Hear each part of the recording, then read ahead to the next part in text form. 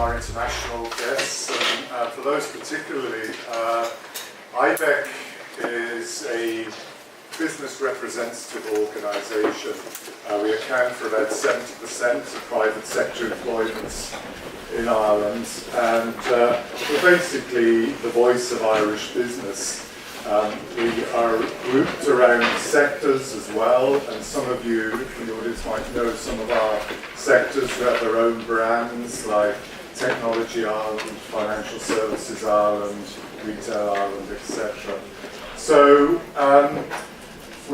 education and research are important policy priority areas for us.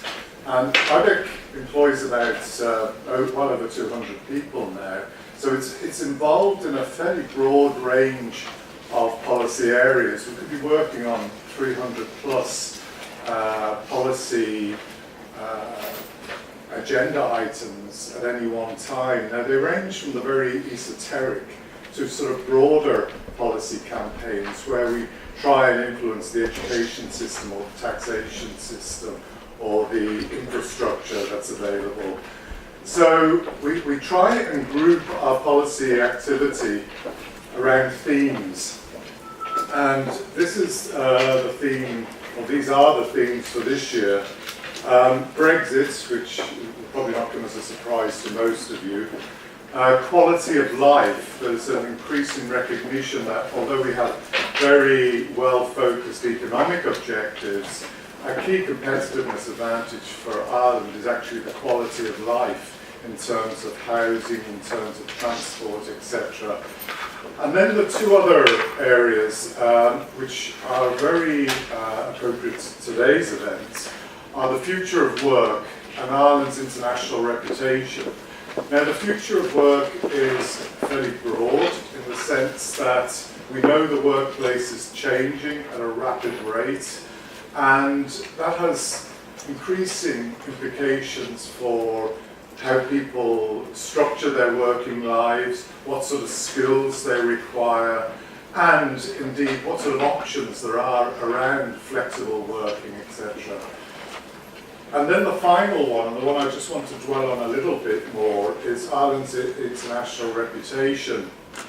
And it comes from a very specific place. Our senior executives, when they tour the world, literally, they were picking up over the last year or so sort of subliminal almost messages around Ireland's international reputation and how in some ways it was being questioned through things like the Apple tax judgment. We were beginning to become aligned with some of the tax havens that exist around the world. And in order to counter that and to show that there is actually a lot of substance under the Irish economic model, we put together this substance campaign. And the idea, it sounds a bit like Colombia, but believe me, it's a bit more significant than that. The OECD are the organisation that came up with this idea of the model of substance, or economies that have a lot of activity going on underneath their sort of taxation arrangements, etc. So this one, we wanted to emphasise the amount of high-quality research and talent that underpin the Irish success story. It's not just about corporate tax. In fact, if you look at the IDA's selling messages, tax comes a very poor third or fourth beyond talent, beyond and after research and quality of life.